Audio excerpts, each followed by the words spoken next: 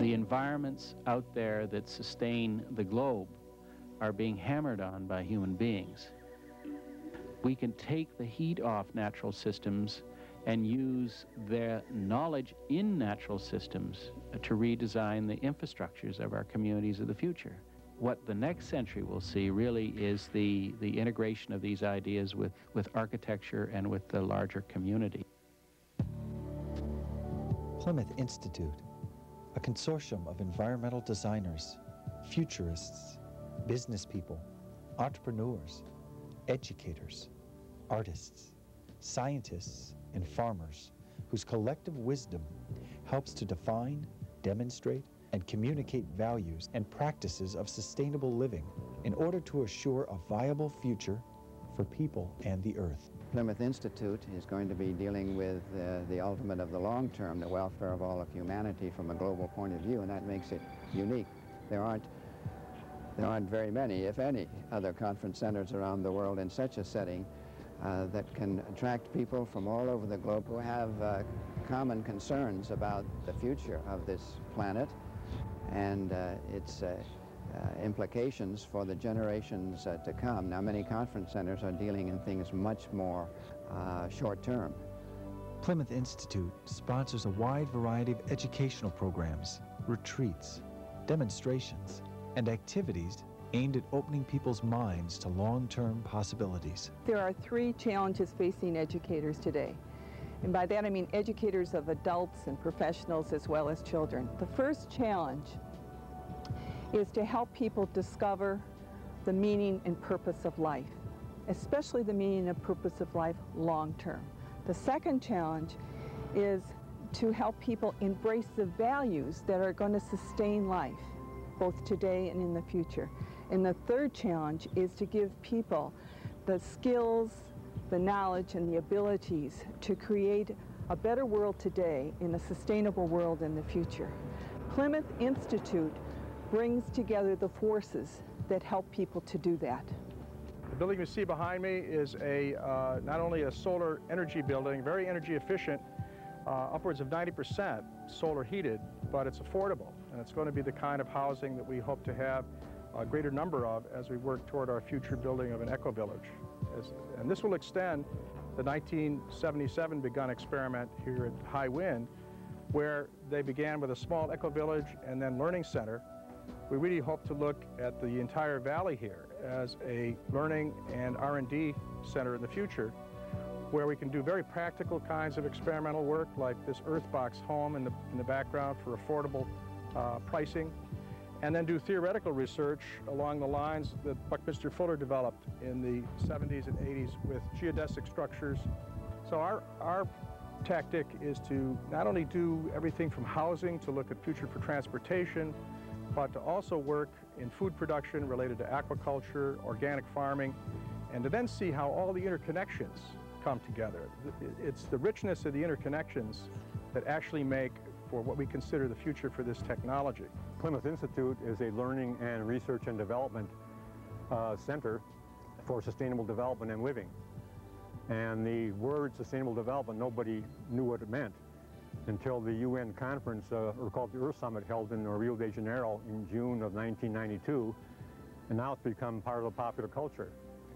And then a year later, the president established a council to try to bring sustainable development policy nationally into the U.S. And here in Plymouth Institute, we're trying to bring this down from the global and national level down to how can we make something happen here locally in Wisconsin and this area.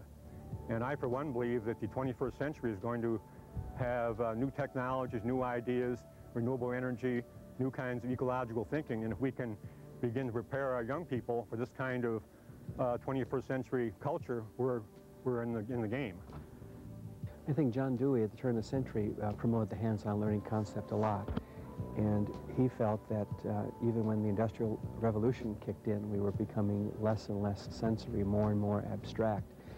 And it was really John Dewey who said, don't lose the sensory connections. You lose that, you're going to lose a lot of vehicles for a lot of kids. And we're finding that the richer learning involves a lot of the senses. Part of our thinking here at Plymouth Institute is to get students not only involved in hands-on, but take core concepts about sustainability and use as many of the different intelligences as possible to get into those core concepts. Then the concepts will sink deeply into the mind and deeply into the heart.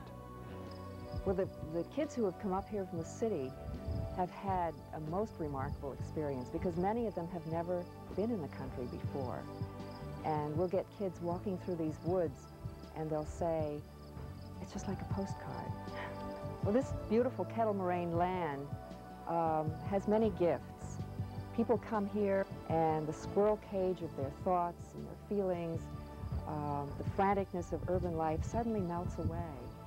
And something happens and they begin to just slow down and gain a perspective that maybe they haven't had before, and to get a sense of a deepening of their own interior lives. The Plymouth Institute for us is like an intact ecosystem. It has all the components for us, and for our kids to be able to have access to that, I think is an incredible gift.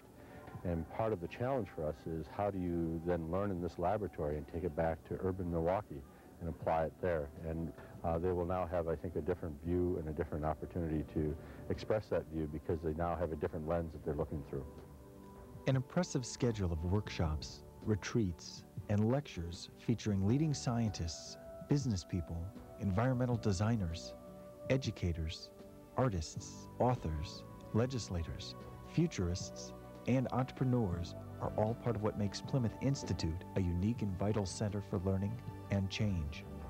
The problem is our kids are dying, and we're moving at a turtle's pace when what it demands is jet propulsion, given what's happening to our kids. So what I hope comes out of this weekend and out of this discussion is that it expands your mind to begin to look beyond where we currently are. Because even those of you who are at the edge of MPS, you're still too far behind where we need to be. But I believe that a lot of you in this room are prepared to try to figure out, though, how to get beyond that point. Remember as you go through life, whatever be your goal, keep your eye upon the donut, friend, and not upon the hole. And that is as good as an introduction to my book as anything else I can think of. I mean, that is the fundamental message, is that we are supposed to be in the business of learning. And that's the donut. And education and school and all the other stuff is the whole. And most of the politics and the process and the courses and all the other stuff is constantly talking about the structure of an institution, and we have lost sight of process. Plymouth Institute, a workshop for hands-on learning. A summit to reflect on nature's wisdom. A laboratory for creating models for sustainability. A center for intergenerational exchange. I like the idea of Plymouth Institute. I like what Plymouth Institute is doing because I think that the long-term solutions to environmental problems and education and all the kinds of activities that are going on at Plymouth are what is necessary and what's needed, not the short term. This is not nostalgic stuff. This is fairly hard-nosed, economically viable, conceived approach of taking the heat off natural systems. And the bits and pieces are all out there. What the next century will see really is the integration of these ideas with architecture and with the larger community.